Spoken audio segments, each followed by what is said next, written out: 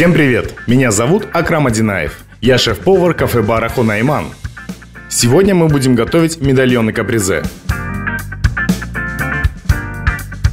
Нам понадобится говяжья вырезка, лимоны, помидоры, сыр моцарелла, соус песто и свежая зелень.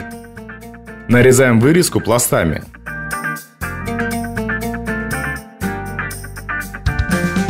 Перчим. И сдабриваем оливковым маслом. На сковороде гриль обжариваем наши медальоны равномерно с каждой стороны.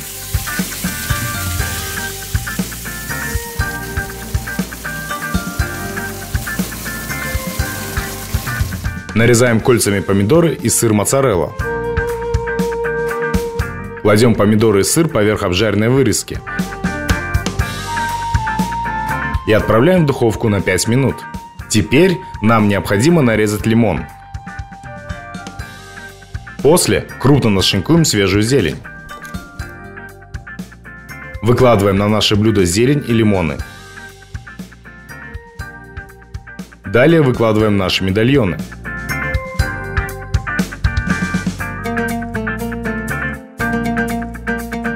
Финальный ингредиент – соус песто, который добавит блюду легкий пряный аромат.